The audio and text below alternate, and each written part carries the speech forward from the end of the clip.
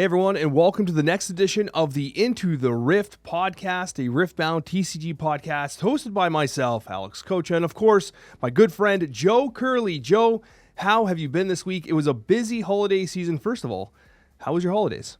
Yeah, brilliant holidays. Happy New Year, everybody. I had a great holiday. I didn't play much Riftbound, Alex, but the best New Year wish I could possibly ask for, a box of sealed Riftbound Origins arrived at my doorstep, courtesy of Riot pre-order. It wasn't exactly a pre-order. They did like a second wave, I think like maybe October time-ish, maybe November. And you were able to buy one per person, and that just arrived for me, and also my girlfriend got one. So I'm hoping that's going to bring the prices down that little bit further. That would be nice. Oh, that would be amazing. Unfortunately, I missed that wave too. I didn't know it was happening. Somehow I did not know it was happening, which seems mind-blowing, but I just didn't catch wind of that till it was already over. And as all things with Riftbound, you have a window of, 3 seconds to get an order in on something, and by the time, I think I was like 10 minutes late, because I think I saw people tweeting about it. I'm like, wait a minute, what's and I'm like, oh man, missed that. It's okay. Like, there's a joke about some sort of like spell speed. You need to be reaction speed here, and you were I know. I was at spell speed for sure, man. Got to be reaction when it comes to the Riftbound stuff, right? But yeah, that's super cool, and hopefully, as more product gets into the marketplace there, hopefully the prices of individual cards comes down, which is also nice because maybe at your locals, I was thinking about this, right? One of the things that's really cool about having a restricted set is that sometimes restriction breeds creativity. Because I was looking at my collection, and I can't build fully meta things all the time. Like I have a pretty meta Teemo deck, and I actually traded for a couple pieces. Like I got my third Mundo from a friend at one of my LGSs I go to. So that's kind of cool. But also I was looking at like a Leona deck, and I was like, I wonder if I can actually cook with this, because I have like 2 copies of Signature Spell. I got some of the key pieces. Can I actually brew and be a little creative, right? And I think that's kind of fun. And I think if you have every single card in the entire set, sometimes you might get drawn into just a pure meta list. But when you're working with a restricted amount of cards, sometimes you got to be creative with what you're doing, how you're approaching deck building. And so I'm actually excited to try some new things going into the Spiritforged launch window. You got a couple more weeks of Origins for us. And so I'm actually looking forward to trying some new fun things before we get fully into Spiritforged. Yeah, I've been playing a little bit of Spiritforged because I'm competing in Bologna in just over a month, and the game does feel very different, which I think is interesting. We know that Riot said that they designed Spiritforged and Origins sort of alongside each other, and then they made the decision to not have any equipment, which is the gear that you can attach. They made the decision to leave that until Set 2, so they didn't overwhelm players. But the addition of the equipment is very, very interesting from a gameplay perspective. It just adds that extra little dynamic of decision making and how to manage your resources, because often equipment is costing you power costs. So it's very interesting how different the game feels so far. Oh, for sure. And I'm sure that the addition of all these equipment and a lot of the tech pieces that are kind of being played to counteract the equipment is going to have a significant impact on the meta, namely with something like Dazzling Aurora. Like, I don't want to jump way ahead or anything like that, because we will talk about potential, Spiritforged cards and metas and stuff like that as we get closer to the particular launch. But like, I don't know, man. Like, do you see Dazzling Aurora perhaps having a difficult time going into a Spiritforged meta where like people are going to be tuned to deal with gear? Yeah, it's a really interesting question. I've actually been advising some of my friends that are looking to maybe sell a few of their cards that maybe Dazzling Aurora now might be a good time to get rid of it and try and maybe get it back down the line a little bit cheaper. Obviously, that is pure speculation, but I haven't seen any Dazzling Aurora out of China so far. And I think the key card to take a look at for the next Spiritforged meta, before we jump onto our Origins tier list, is Akshan. It's a card which has really been catching my eye. It is a 4 energy, 4 might unit, champion unit, but there's no champion Akshan as it stands, or legend Akshan. But no power cost on this card. It has Weapon Master, which when you play this card, you may attach a gear to it for 1 power less. Weapon Master in my testing has been like a little bit lackluster. It's like not a big bonus, but it's obviously a small bonus at the very least. But the big part of this card is when you play me, you may pay 2 orange power as an additional cost, and if you do pay that cost, you can steal one of your opponent's gear and bring it to your side. If it's equipment, you can attach that equipment immediately to Akshan. Now, if Akshan is removed from the board, the gear will go back to its rightful owner, of course. Hopefully you don't accidentally shuffle it back into your deck and make off, because that wouldn't be ideal, would it? But yeah, Akshan, imagine Akshan stealing a Dazzling Aurora. That would be quite heartbreaking, wouldn't it? A $90 card, just switching boom, sides. Thank you very much, yeah. And what's very interesting, Alex, about Akshan is 4 energy, 4 might with Weapon Master isn't really that bad on its own. It's not outstanding. For example, there's a new Poro that's like an orange Poro, which is 2 energy, 2 might with Weapon Master. I don't think that card's brilliant either, but when you consider that is a card that they've printed, this has 4 energy, 4 might with Weapon Master, but the potential upside of this card is absolutely outrageous. Admittedly, 2 power cost is pricey, but it does seem as though Gear's going to be very popular this set. And I've seen some speculation that Akshan might be the kind of card that it's good enough to play in your main deck, and then you sideboard it out. A lot of the time with gear removal, it would work the other way around, wouldn't it? You would have the gear removal in your sideboard and bring it in. But Akshan is like just so reasonable with 4/4 with Weapon Master that maybe you could just main deck the guy in the first place. Yeah, there's no doubt about it. Perfect sideboard card, especially going into a meta with Spiritforged, which is likely going to be relying on a lot of those types of effects and cards. What's fascinating though is that, like, you're right, it's actually not that expensive as a tech piece, and you're able to answer an extremely expensive, both monetarily and in-game energy cost, with something like a Dazzling Aurora with an inexpensive card like Akshan. But the other thing worth mentioning too is that, like, I'm finding with Spiritforged, and I don't want to run too far ahead with Spiritforged, because actually, for the record, right, this is going to be one of, like, not necessarily the last times we talk about Origins. There's always a spot for Origins, right? But we have the regionals starting next week in China. We have the launch of Spiritforged that's going to come faster than you guys believe. And we still have to do our, like, set review of Spiritforged. So there's so much Spiritforged to talk about in the coming weeks. I'm actually super excited for it. But in the meantime, with what I'm seeing with Spiritforged, one of the effects that I'm actually most interested in is in the optionality of, like, these you may pay additional effects, like the repeat effects and these, like, additional bonuses built into the cards, which increases the optionality a player has and the decision-making tree that you have when approaching specific situations. So, like, not to, completely go off on a tangent on Spiritforged, like, how have you been finding in your testing those types of effects, like being able to repeat things or having the option of paying 2 additional, power for an effect like this? Yeah, it's a good question. It's interesting because often if you have an ability like this printed on the card, that little bit of flexibility maybe makes the card slightly worse in terms of raw power level, because you have that flexibility. But one card, since you mentioned additional cost, Alex, which a lot of people have been talking about, is an Ezreal card. It's the purple Ezreal. And if that card is on the board, your additional costs are going to cost 1 energy and 1 power less. And I've seen a lot of people talk about this card as one of the strongest cards in the set, particularly when you consider that it also has the ability, when you play me, discard 1, then draw 2. So this card is replacing itself and replacing the card that you discard from your hand. So if you have a bad card in your hand, maybe even a Scrap Heap, right? We know that Scrap Heap is a card that's seen play. It replaces itself, so you're not losing a card in hand when you play this.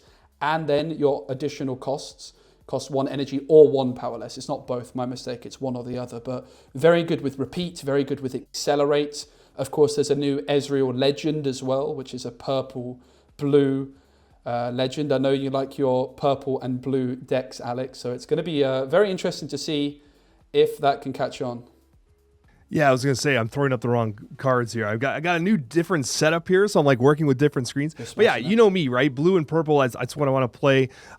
Is it going to be hard to tear me away from Teemo, though? That's the question. It might be. I feel the same. It might be. But I got to tell you, though, I'm interested in exploring kind of like new archetypes, new cards, new legends. And that's one of the amazing things about Riftbound, too. It's like, as they start to incorporate more legends into the game, it's like the breadth of the meta just widens.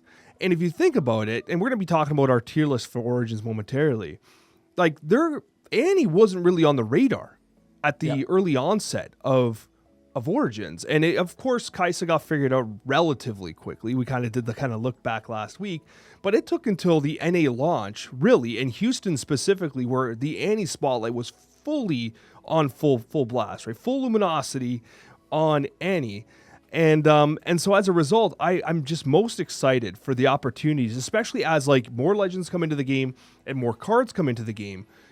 Does Garen eventually get support? Does Lux get support? Like, these are things that I'm most interested in exploring, not just the new legends, which are obviously exciting, but the new additions to the game, which could potentially bring these Origins legends up as well, which, we're going to tier list them based on where they are today. But it is a pretty interesting idea of like how they could perhaps be impacted with a future meta in Spiritforged. Yeah, definitely. And you're mentioning like China and NA, and one thing I'm really excited about as a European is in Spiritforged, we're finally going to get a major event for Europe. I say finally, it's not taken that long, but I know a lot of the Europeans are going to be waiting to prove themselves. Riftbound confirmed to be coming out in French in the near future as well. And let me tell you, Alex, if there's one country that knows how to play card games, it's the French. They've got a lot of mean players in a good way. I mean that in a positive. A lot of very strong players. The Germans as well. So it's going to be such an exciting season to really see lots of players getting the opportunity to make a name for themselves. I'm extremely excited for Bologna and then Vegas shortly afterwards. Absolutely. And actually, it's funny you mentioned that. I've heard a lot of things about like the actual card TCG, CCG communities in France. And you're right, like it is a fervor over there. Like people absolutely love it. And localization in French is often one of the first things that TCG companies are looking to do for that exact reason. But yeah, man, there's so much exciting stuff to come in Riftbound, especially with Spiritforged just on the onset here. As I mentioned prior, bunch of regionals coming in Spiritforged in China, and we're going to be covering them in the weeks to come, as well as our Sett review, which we're going to be doing in the coming weeks. So, Joe, I think it's about time. It's about time we talk about the tier list. We need to discuss the Origins heroes, as heroes, I mean legends, as they stand today in the new year, 2026, going into Spiritforged. Now, we're going to talk about where they've ultimately landed. Yeah. And we're going to assume, like, for instance, there are some which I think are going to get way better in Spiritforged. Yes. Right? We're already seeing, for instance, Viktor. Viktor, man, is doing work in Spiritforged right now. But we're going to ignore that for a second. We're going to talk about where they're landing in Origins. We can comment on perhaps where they might be going in Spiritforged if you so wish. But let's get started, all right? I think we have to get started in one place, Alex, and that's right at the bottom. A legend so bad, it's got its own tier. Yeah, Garen is pretty rough. It's unfortunate, but it looks like Garen's going to have to go right to the tier called Garen because he is absolutely unplayable. It's really unfortunate that Garen's that bad, and the sad thing is I don't really see support coming for him either. He seems like he's in such a weird spot where like he wants to almost be a card in a Viktor deck. Like he doesn't want to be a legend. He wants to be a card in its own deck, and then he doesn't share like the blue side with Viktor. So it's like it's one of those things like there eventually just got to be support for Garen. But as of right now, by gosh, is this card bad? And I guess the Houston player was just playing an Aurora deck with Garen just like thrown in, right? I was going to say maybe you need some sort of like absolutely broken Garen signature spell, so there's actually a reason to play this.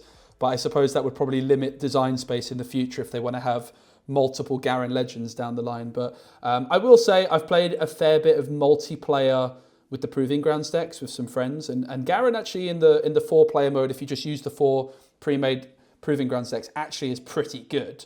So I think it was sort of designed with that multiplayer aspect in mind and how it plays with the other decks. But in a 1v1 setting, it's just a waste of everybody's time, really. And as you mentioned, it was a Dazzling Aurora build that did quite well. And that's one thing to consider, I think, when we're looking at this is some legends are like you could probably do better with Garen if you put Dazzling Aurora in it than some of the others. But I don't think it's really fair to evaluate Garen in that sense, because if you've got Dazzling Aurora, you're not going to play it in Garen, are you? You could, but you would only do that if there's like an incentive to get like a best of card. So Garen as a real legend, it's just not going to be anything anybody ever considers. All right, so let's start with another easy one. We start with the low easy side. Well, why don't we start with the high easy side in Kaisa? And I think it's fair to just throw her up in S tier, right? Like literally the top of S tier. We could debate individual like left to right rankings, but I don't think there's any debate that Kaisa is an S tier legend in. Yep, she set the pace, hasn't she? Brilliant legend ability, paying that power cost of spells is, of course, extremely strong. Great chosen champion as well, the most expensive card actually in the game currently. I think it's overtaken Dead Bloom Predator. And just a great color pairing as well. You get a lot of access to some strong spells like Stupefies and Hextech Rays, which obviously have great synergy, and just Thousand-Tailed Watcher top end.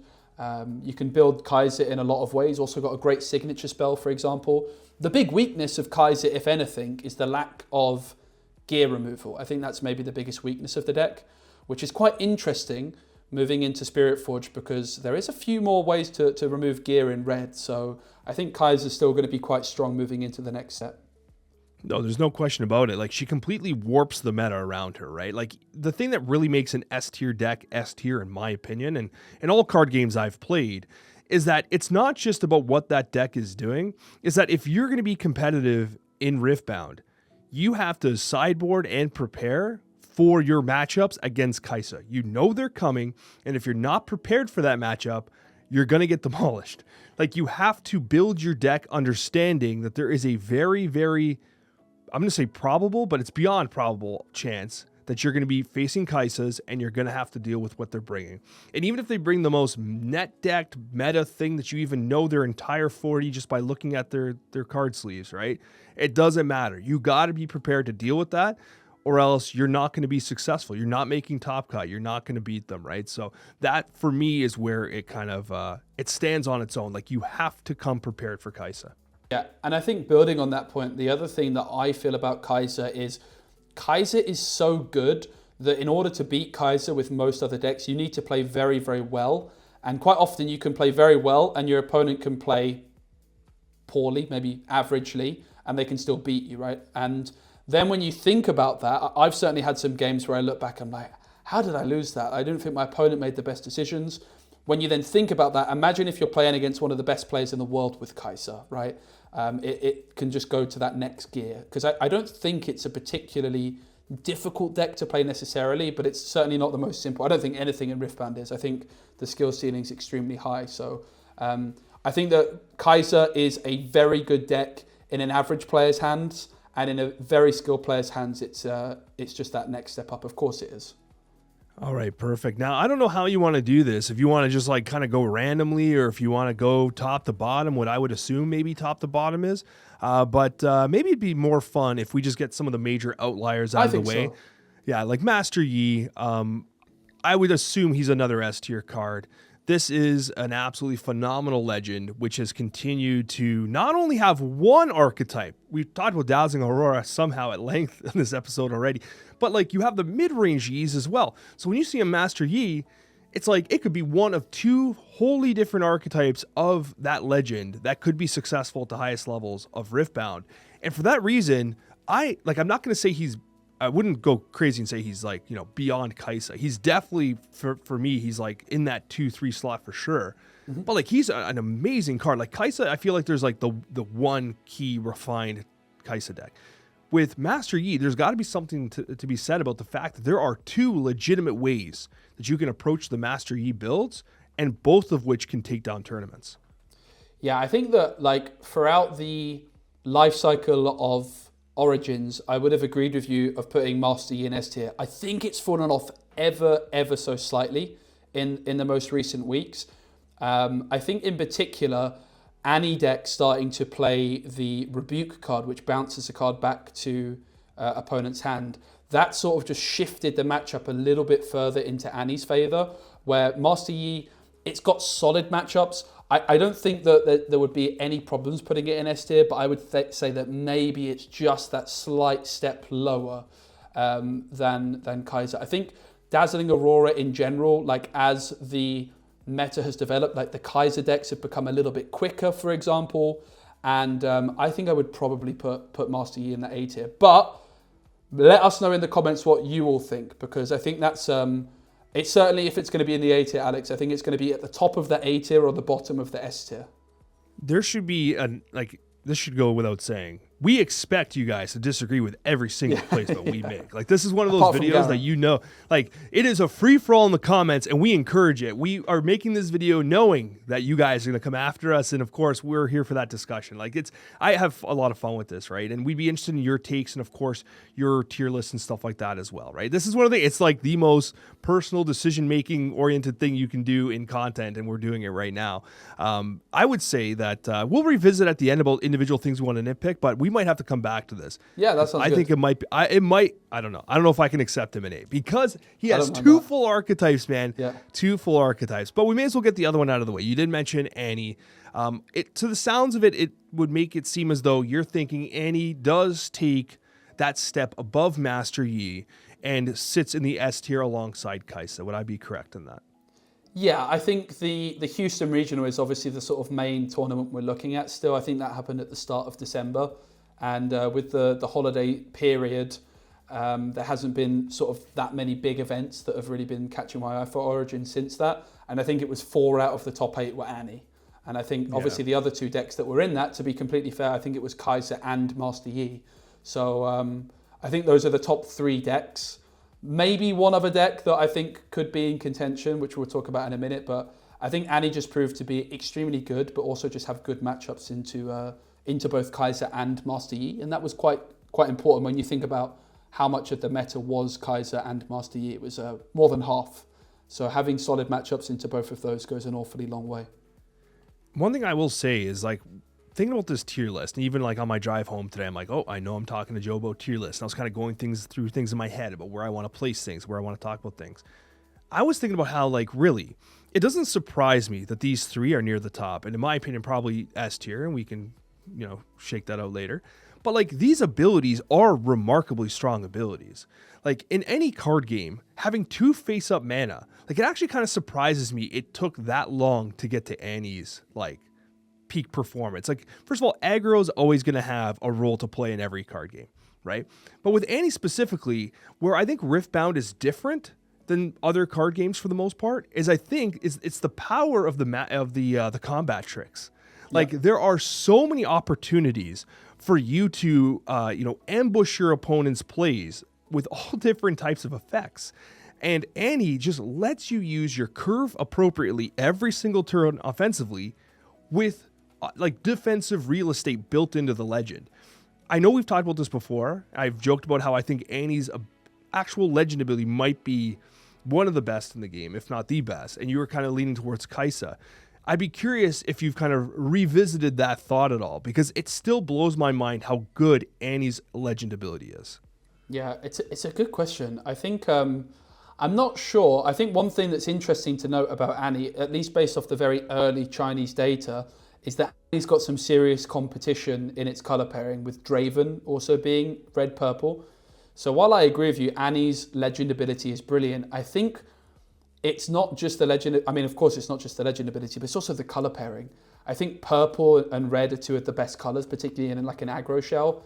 And the way that the legend ability synergizes with a lot of the cards in Origins, I think has made it so good. So it's a very interesting discussion. I would say I would still lean towards Kaisa, but it's you can't really go wrong with Annie, can you? I think maybe one thing that lets Annie down slightly compared to some other decks is the Chosen Champion isn't mind-blowingly good. I have to say it's better than I initially thought. And that's maybe one thing holding it back ever so slightly. And I think Draven versus Annie is going to be an extremely interesting thing to see how that settles in Spiritforged. Certainly the early data suggests that Draven's the hot favourite, but of course, whenever you've got a shiny new toy, Alex, of course you're going to be playing that. And I'd be very surprised if Annie isn't still extremely relevant in the next format. Yeah, so like Annie's Chosen Champion, like I think that at Houston, when you saw it played at a very high level, you saw like, the how powerful the ability to kind of like reach into your graveyard and kind of pull things back. Like it was impressive. And you're right. At first you're like, I don't know, is this as good as this? And all of a sudden you see like an actual true player playing. You're like, okay, all right, maybe we underestimated this a bit. Especially with Ride the Wind as well, right? Ride the Wind proved to be one of the best cards in the game. And getting extra access to that, I think, is very relevant. And as we move on, it is worth noting that a bit of a slight against both Master Yi and Annie is that they are proving grounds heroes. Yes. And so that kind of really made the situation around proving grounds a little more difficult to swallow for some people, because the cost went astronomical, completely went insane. You have, it's kind of funny how it works. You have Annie, you have Master Yi, and then you get Garen and Lux. Two totally polar opposites there. But all right, so right now, for those listening, we have at the S tier, we have the top of S tier, we have Kaisa, followed by Annie, and we have Master Yi sitting at the A tier. Maybe, Alex, we need to do Lux, because it's the last Proving Grounds one, right? Oh, that's true. Like, I thought of that. It's not quite Garen tier, but I'm going to assume we're probably talking in the D range here. Yeah, I think so. I do think that Lux is one to keep an eye on, to be completely fair.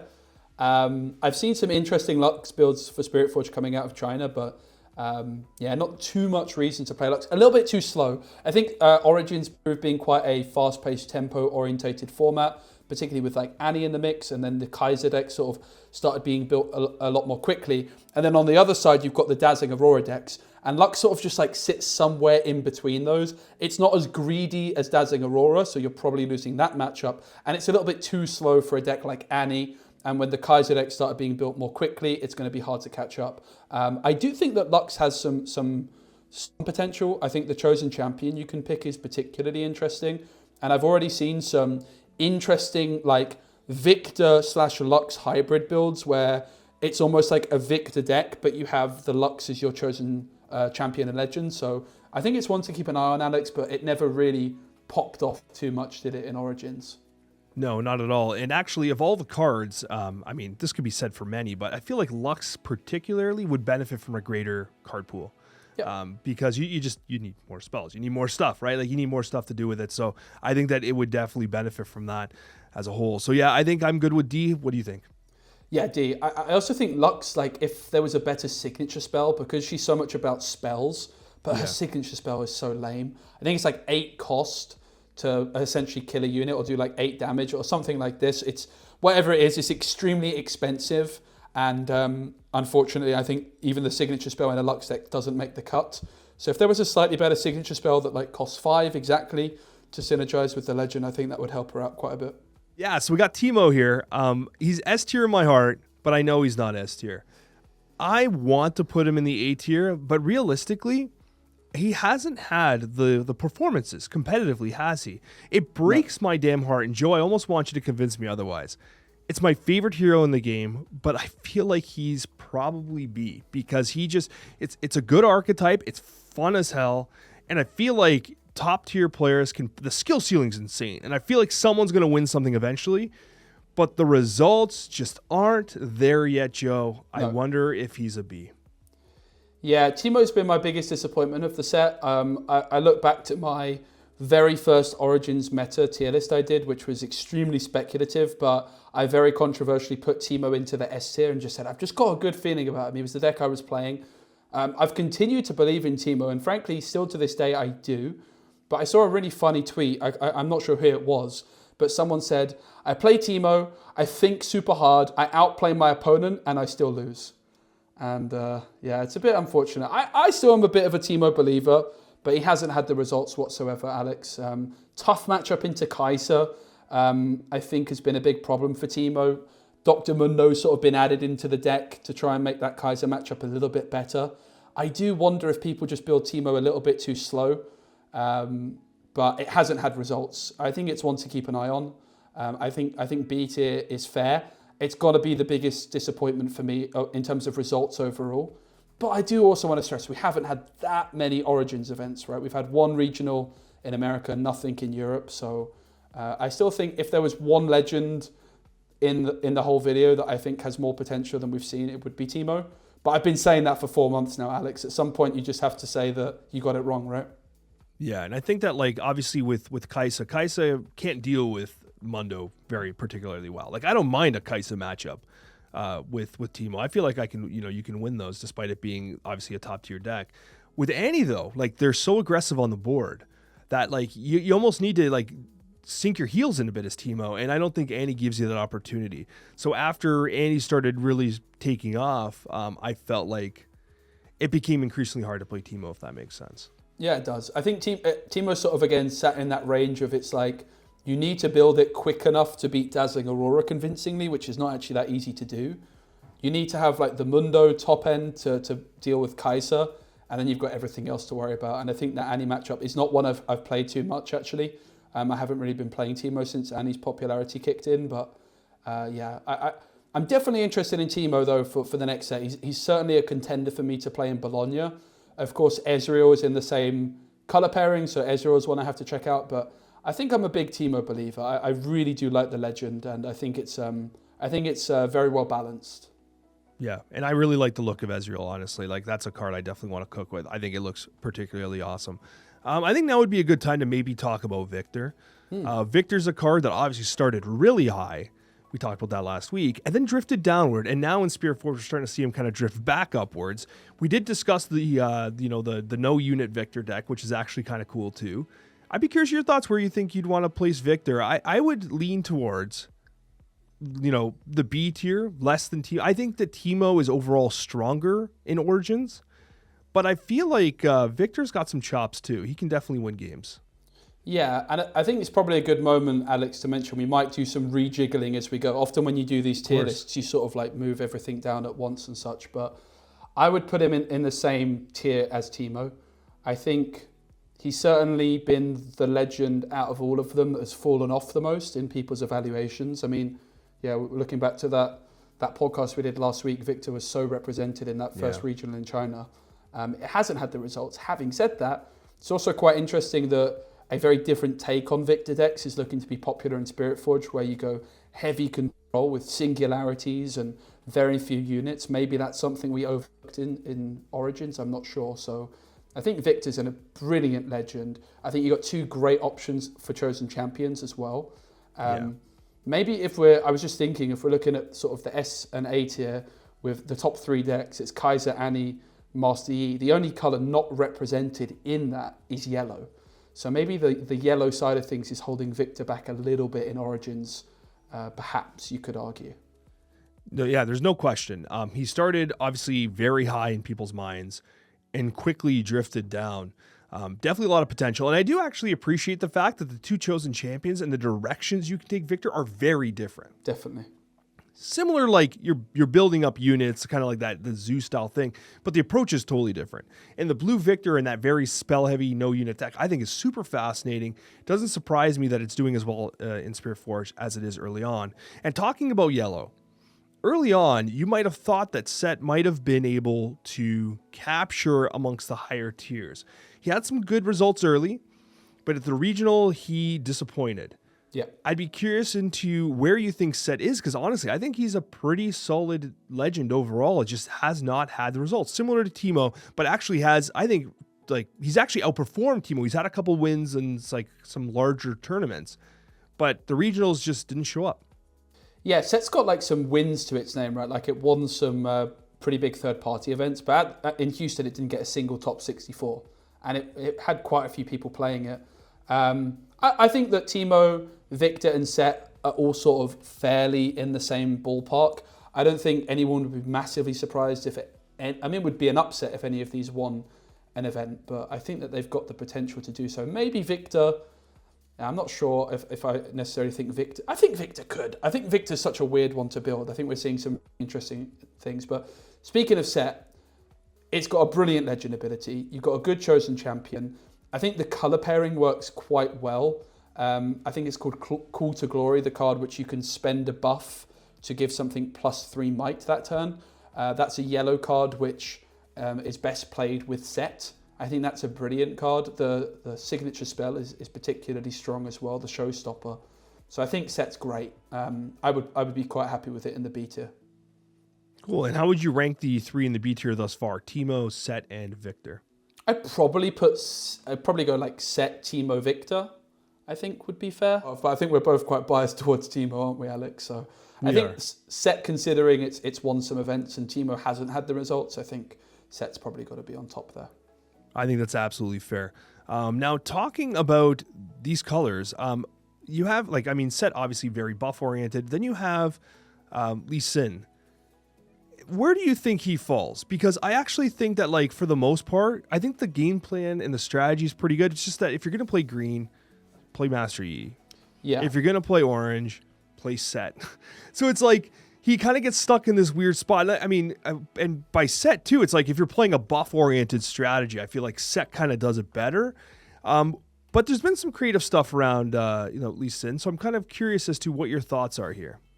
Yeah, I've played Lee Sin a little bit. It did get a top 64, of course, in Houston. I don't like the legend ability. Spending to get a buff, it just feels a little bit slow.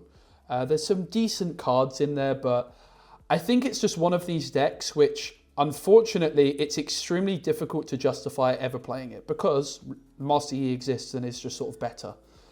So I think for me, Lee Sin, like, maybe it's better than Lux, for example, right? But why would you ever really play either of these? I think is the big question mark you have to ask, right? And I think that's for the sake of like the Origins metagame, I see no reason really to play Lee Sin, unfortunately, unless you're on a budget. But for a tier list, I don't think that should be coming into it. I think as a budget deck, it's great. I think it's one of the best budget decks around. I think the Lee Sin starter deck, in my opinion, was the strongest starter deck in Origins. But the big asterisk on all of that is just play Master Yi, unfortunately. Yeah, there's no doubt. So we're going to settle in at D. Yeah, if that's okay with you, I think that's where I'd put it. Lee Sin signature spell's pretty good as well, but not that mind-blowing. It's a little bit expensive. I like the deck a lot, but I don't think it's doing much. Now, here's what I'm interested in your take on. So, Yasuo. I think a lot of people would put Yasuo in D. I think he's actually, I don't want to say slept on, but I feel like he's better than he gets credit for. Like, just outside of, I think, being legitimately good. He's not great, but I feel like he's closer than our meta shakeups and stuff like that would indicate. I think he's your legit C card. C tier card. He has to be. He is has potential, could win games, probably not winning a tournament, needs more support, but not a bad card. You know what I mean? I feel like Yasuo is exactly what C is defined to be. Yeah, he's grown on me a lot, Alex. I really like him. He's fun. Yes. I say I really like him. I really like playing him. There's some really cool things you can do. I think you've got decent chosen champions, 2 options that are good. The signature spell's a little bit slow, a little bit lackluster. I think a huge thing that he's got going for him is green plus purple is just a really good color combination. And of course, he's the only legend that gives you that coverage. My big problem with him is 2 cost to move something. While it's very powerful, it's very expensive. And with this color pairing, you sort of need something relatively quick. You need to be relatively speedy. And often you're not actually getting any value from your legend until maybe turn 3, turn 4. Which when you compare that to something like Ahri, Kaisa, Master Yi, where you've almost got like a passive effect, which is just guaranteeing you value. I think that's where Yasuo just falls down a little bit. I think it's a solid deck. I think it's really fun, extremely high skill ceiling, and very rewarding to play. But it's when you start coming up against decks like Ahri and Kaisa that you realize it's just not quite good enough compared with those decks. I think the chosen champion's so good, though. Yeah. Like, the ability to kind of deal that damage. It throws the math completely out the window, right? Being able to target something, blow it up, and then do... Like, it is so, so good. It really does impress me a lot. So, yeah, Yasuo, so we're good with C? I'm just going to grab something to flex on. You give me one moment. I've got something to show you. Yasuo, best trial deck. I got the Yasuo trial deck. There was Volibear, Viktor, Jinx, and Yasuo was the best by far, particularly the chosen champion. So when the game wasn't out anywhere, but the trial decks were available, and I was sort of testing them online, Yasuo was the deck to beat. So yeah, but he's, for me, I think I had him down in D tier a month or 2 ago, but he's grown on me an awful lot, and I think he's one to keep an eye on moving forwards. Aurelia's going to be probably overshadowing him, I would imagine, but I think that there's definitely a bit of a cult following for Yasuo, and I can see why. It's a really fun deck to play. Also, probably the cheapest deck that you can build that's relatively competitive. It's very cheap. Yeah, absolutely. An interesting one. Misfortune. This is one that can go either way because it's got a tournament result, like a big tournament result. It did fantastic there. But you're talking about a Dazzling Aurora deck, little bit of a one trick maybe. Yep. But it's got results. What do you think about Misfortune? If I was going to play Dazzling Aurora, I would play Misfortune, I think, every time. Master Yi is obviously the big competitor for that. But it had the highest conversion rate in Houston into the top 64. I think for me, like Dazzling Aurora, Master Yi or Misfortune, you kind of take your pick. You decide which one you think's better. I think Misfortune's got to be at least A tier because I do think it's the best way to play Dazzling Aurora. Master Yi is the other like big contender. But I think it's established itself as a very, very good deck. I like the Legend, I think, is great. Chosen Champion's all right. It's a great deck. I've really wanted, Alex, like a mid-range Misfortune deck to work. I theory crafted it a few times because I really love the Legend ability. I think it's brilliant. But there was no real top end, no real reason to play it outside of Dazzling Aurora. That could change, though, in Spiritforged with the Ruin Runner, this like 6-cost card which can't be targeted by enemy spells or abilities. So maybe we even see like a more mid-range version of Misfortune coming through next set. But I think it's got the results, and I think it's a deck that you have to be extremely scared of if you queue into it. Yeah, absolutely. I'm definitely thinking A. Sounds like you're thinking the A route as well. But would you put it over Master Yi?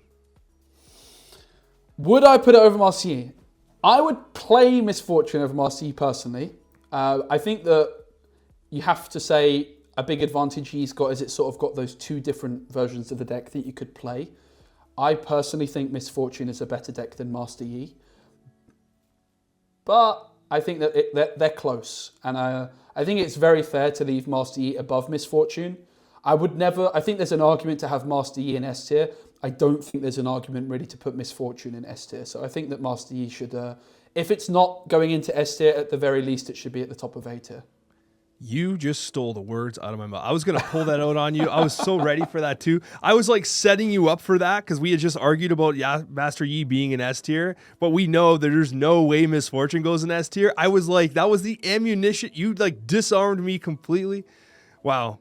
Joe, you're like that is purely mind reading there, my man. That's awesome. All right, we got some more to talk about anyways, but I agree with you on the Misfortune here. Actually, we're kind of getting into the weeds here. These are some like interesting ones here. We'll start with Leona here because this is honestly, it's an archetype that like I've only really played in Sealed. I've not actually played Constructed with her. In Sealed, she was cool, but I mean, in Sealed, it wasn't really fair. I pulled the Legend and the signature card, so it was kind of unfair for all my opponents because I had a massive advantage. But like obviously working with stuns, I think is really cool. I don't think it gets into B though. Like I'd be curious as to where you think this ends up. Yeah, Leona's quite a difficult one to evaluate for me. It's probably the deck I've seen the least of. And I think that's one thing sort of working against it is it's a deck which relies quite heavily on the signature spell. And the signature spells being epic rarity mean that even though Leona's not a particularly popular deck, it's not very easy to assemble. It's certainly something that if you open a booster box, you're not going to be able to build from the scraps, right? You're going to have to trade or make some purchases of singles. So I think that Leona doesn't see as much play as it maybe could. I'm not sure. I think that if Yasuo is in C tier, I would probably want to put it into the D tier, but probably at the top of D tier. If we could maybe have like another tier in between C and D, I would maybe put it there, but we shouldn't have too many tiers, I think. So I think that Leona, it didn't get any massive results in Houston. I think top 250 or so was the best performing from Frodan. So I think it's a solid deck. It mainly lacks, Alex, when I've tried building the deck myself, it just doesn't quite have enough stun cards. So definitely one to keep an eye on with a powerful new stun card in Spiritforged.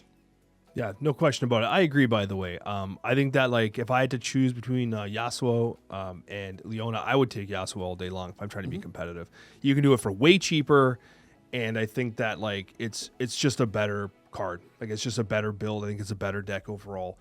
Despite the fact that I think that like maybe there's a good future ahead, but it's a D card. It's a D tier card, unfortunately, at this current moment in time. Now, Volibear. Volibear is a weird one because it's like we've spoken so much about Dazzling Aurora, and this is like the Dazzling Aurora card that no one plays really. It's like Dazzling Aurora is meta relevant in Origins, and Volibear is not. What happened, Joe? Yeah, I was playing Volibear again before the game came out, testing it, and was really enjoying it. I liked it a lot until I played against Misfortune Dazzling Aurora, and I realized they're doing everything I'm doing as Volibear, but better.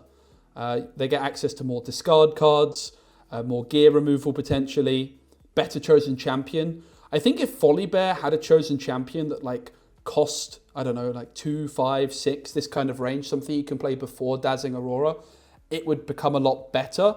But one problem is you build your deck with Dazzling Aurora in mind with Volibear, and your chosen champion is costing you 10 or 12. So it just kind of sits there collecting dust. Volibear is definitely a lot better than people realize, but it's just got that issue of why play Volibear when you could play Misfortune or Master Yi Dazzling Aurora. Absolutely. And I mean, there's nothing much else to say other than that, right? Like it gets completely displaced by other better versions of the same archetype, right? So there's no reason why you'd ever really play it unless you're chasing a metal card. That's the only time you would play it. I think it would go, honestly, I feel like it's low D, and I think it's under Lee Sin. I think it's above Lux, under Lee Sin is where I would put it. Yeah, it's a tricky one. I want to put Volibear into the C tier, but like... That's crazy. I don't think you can, because there's no reason to play it, right? I think in terms of power level, what do I think if I went into a tournament and you gave me a choice between playing a Yasuo deck or a Volibear deck? I'd pick Volibear every single time without hesitation. Really? Yeah. See, I would pick the opposite. I would take Yasuo every single time. Right, but I think the reason that Yasuo, in my opinion, sees play is because it's the only legend for its sort of its own. It's the only legend for its color pairing. So is Volibear, but Volibear is like playing a very similar style of deck to Misfortune. While it's a different color pairing, it's got 2 other decks that are sort of doing the same thing but better. So I think that Volibear, it probably does belong in the D tier because there's no real reason to play it in a similar way to how there's no reason to play Lee Sin. But I do think it's got to be a lot better than people give it credit for in terms of power level. So you're thinking top of D? Yeah, maybe even just a bit lower in D. But I think it's just, there's no reason to play it, is there, Alex? But it is pretty powerful. Again, I think if there was like a cheap Volibear, the deck would actually see some play. I think that would really give you a reason to play the deck. But the fact that it's a Dazzling Aurora deck and your chosen champion costs 10 or 12 is quite a hard thing to consider there's no real reason to play it. I think it has to stay in D, sadly. All right, Joe, we got 3 left. I'm gonna go with Darius here. Darius? Did I say Darius? I don't know. Darius, who knows? Someone will correct me, I'm sure. Long story short, where do you think he goes? Because this is a deck that, like, honestly, sometimes I forget he's a legend because I don't actually see him very often at all until someone plays Baited Hook. And I'm like, okay. That's why he's playable, right? I think he really revolves around one very particular play style, but I actually think the legend is kind of cool, kind of good. But he has not been meta relevant and has not necessarily had many results, if my memory serves me correctly. I'd be curious as to where you place him. I probably, just kind of, jumping ahead a bit, I would probably put him ahead of Volibear in D. Maybe consider under Yasuo in C, but I'd be curious as to where you think he belongs. Yeah, so, I mean, if we compare Yasuo and Darius, because I think that's really the decision, isn't it? I don't think he's ever making the heights of B.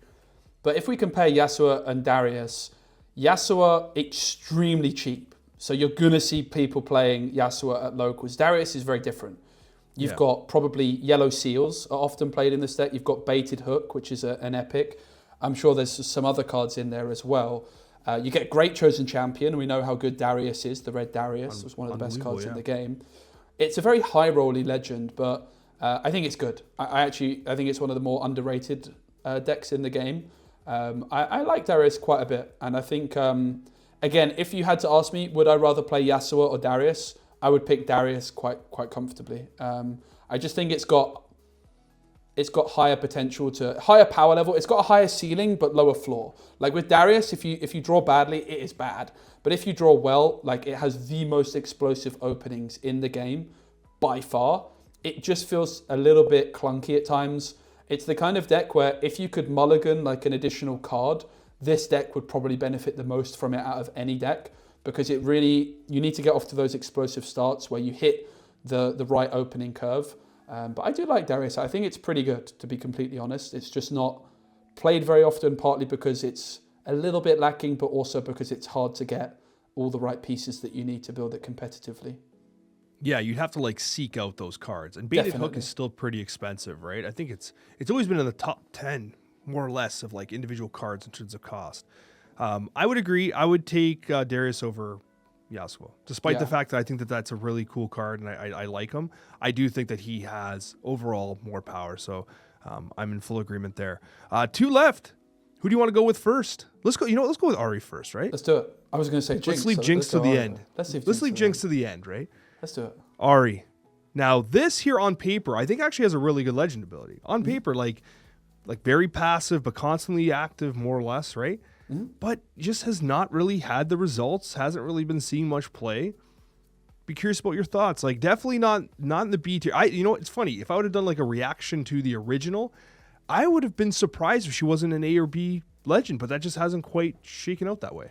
Yeah, in my like original meta report I did way back when, like 4 months ago, I had her quite high up as well, sort of like in the A tier as one to watch. She hasn't had results. She's been falling off slowly but surely. There's a lot of things to like about Ahri. Great legend ability, great chosen champion, good color pairing.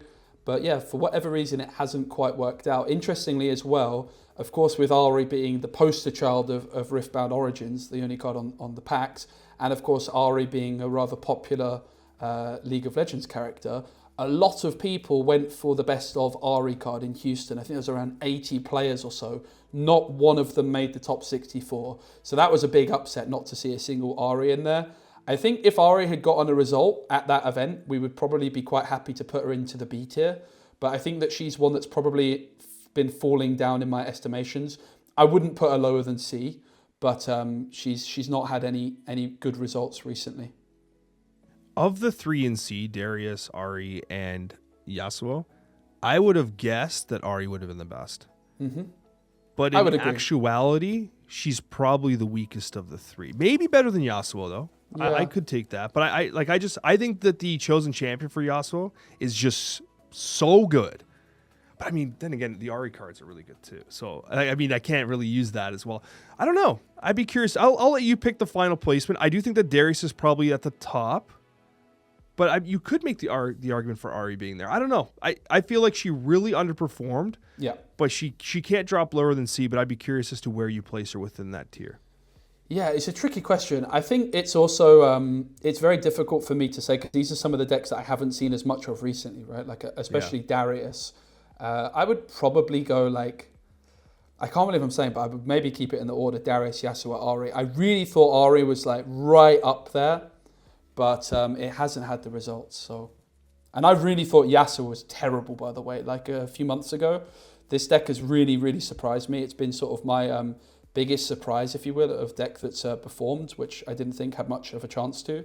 But yeah, Ahri is probably the biggest. On the opposite side, it's been maybe Teemo's been my biggest disappointment, but certainly Ahri's in contention for that as well.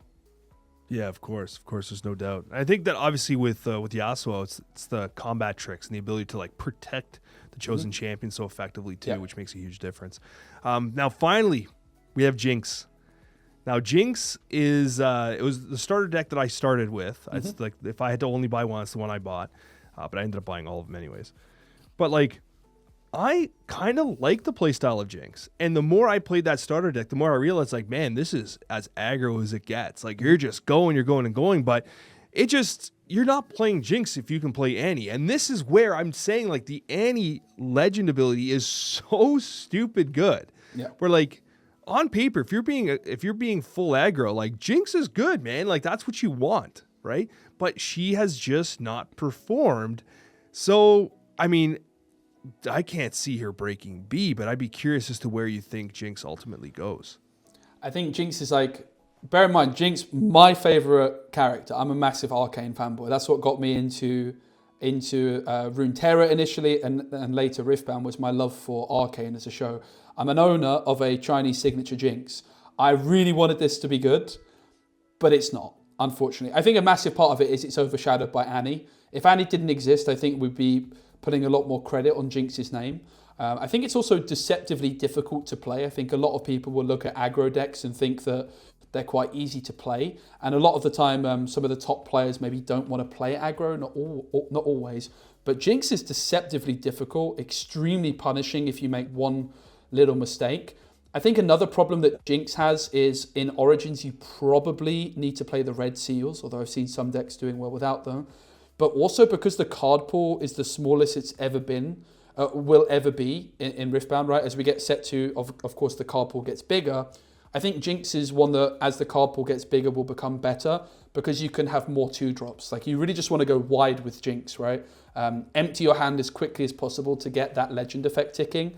But it just has proven to be a little bit clunky, a little bit weird, and overshadowed by Annie, I think, is the biggest thing. I think it's got to be in D tier, unfortunately. Particularly when I look at the decks in C tier, Alex, I think all of the decks in C tier are like good enough to win a skirmish. I'm not sure that Jinx would be in that category. I could have made the argument for Ahri and Jinx fighting for the same spot. Like, I could make the argument for Jinx being up here on C with where Ahri is. I would rather play Jinx than Ahri. I can see it. Am I crazy? I think you're not crazy. I think probably the biggest counterpoint to that would be, why would you play Jinx when Annie exists? Whereas Ahri is standing in her own lane. She is the only legend for her color combination. And I think, I don't know. I think Jinx could creep into C. I can tell you right now the YouTube comments won't like that take, though. I can tell you that for sure. There's no question about that. The YouTube comments aren't going to like any of this, I don't mind. I like it. But if we're putting Jinx into the C tier, we have to put Volibear into it. That's my... I can't accept that. No. I can't accept Volibear going into C tier. I will accept Jinx in top D. I cannot put Volibear above Jinx. I can't do it. You're talking about why would you play Jinx when you can play Annie? There's like multiple legends above Volibear in the same archetype. Yeah, that's true. I think this is the right setup. I'm actually extremely happy with this list. I think like the one thing that's maybe I would question is maybe if Viktor would ever sneak down into the top of C. He's maybe the one that I'm a bit unsure on. Everything else I like a lot. But what do you think on Viktor, B or C? So with Viktor, I think that he's a cut above the 3 in C. I agree. Viktor has a very clear archetype. You have the blue no unit. You have the Grand Stratagem yellow. Like, I think there's a very clear path to victory with Viktor that makes more sense than the other 3. Like, I think that he's low B, high C. I agree. But I feel like he is a better legend overall than all 3 of these. And I would lean B. Even if he's like, compared to Teemo and Sett, he is like as low B as you can get. If I can move him further right away from them, I would. You know what I mean? I like Viktor in creeping into the bottom of B. I think especially the fact that I'm seeing these like unorthodox Viktor lists for Spiritforged, it really does just make me question if there's not more there for Viktor in Origins as well. Like, I've always been wondering about the potential, for example, of the blue Viktor chosen champion. I haven't really seen anybody do it in Origins, but I've certainly already been seeing people do it in Spiritforged. And I think even if Viktor, maybe we could make an argument for it for the top of C, it's a brilliant deck. And I think it would be a little bit harsh to put him down with the rest of the cards in the C tier. I think also, like, a lot of people might argue that maybe even Teemo could go down a bit based off its results. But yeah, this is the Teemo podcast essentially. So he's never going any lower than B. The thing that if I was doing this on my own, I would have done this. I'd probably move Master Yi up, Sett up. That's what I would have done. I would have Sett in A, Master Yi in S. I think it would be very reasonable. Still think I'm okay with leaving Sett in B because he's not had the results, and I think that Misfortune deserves that category based on the results.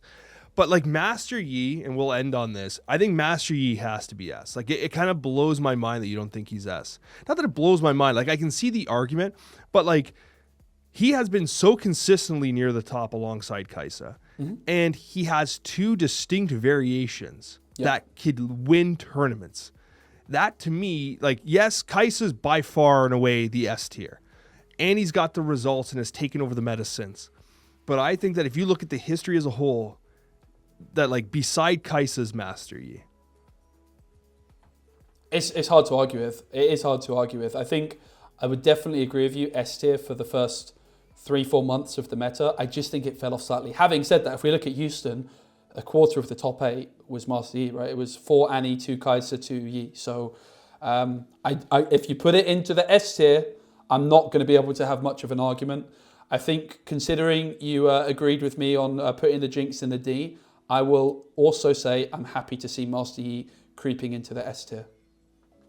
I'm thinking. It's a big decision. It's a big decision. He's definitely better than Misfortune. And you know what? I would almost make the argument that he could be better than Annie. Like, I could make the argument that it actually is this. I think what's interesting with Annie is Annie caught a lot of people by surprise in Houston, and we weren't really, as of yet, able to see that next development of the metagame, right? Like, everybody was very aware of Kaisa, very aware of Master Yi, and okay, people were aware of Annie coming into that tournament, but maybe they didn't, have as much experience in the matchup, as much cards teched on the sideboard and stuff like that for her, right? So while I'm happy to put Master Yi in the S tier, I am not happy to have it above Annie. So that can be our little agreement that we do it like that. I think that's very, very... I think we can put Yi into S. I think it deserves it. If we look at Origins, not having Master Yi in S tier, I think would be a little bit unfair on him. Again, maybe Misfortune would be my pick personally, but I think that Master Yi's obviously got some very dynamic approaches. You can do it the deck in multiple different ways, and it's had the results in it to back it up. We need you guys to step in and make the final call. Is Master Yi S tier or is Master Yi A tier?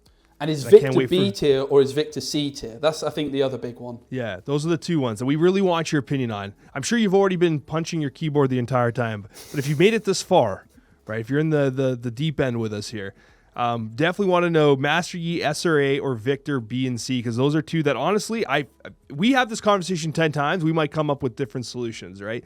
And also, for the person who already typed a full essay about Garen being better than everyone thinks he is, I appreciate you, but you are probably incorrect. Yeah, you're wrong. Sorry. I was going to say the exact same thing, Alex. Sorry to that one Garen player out there.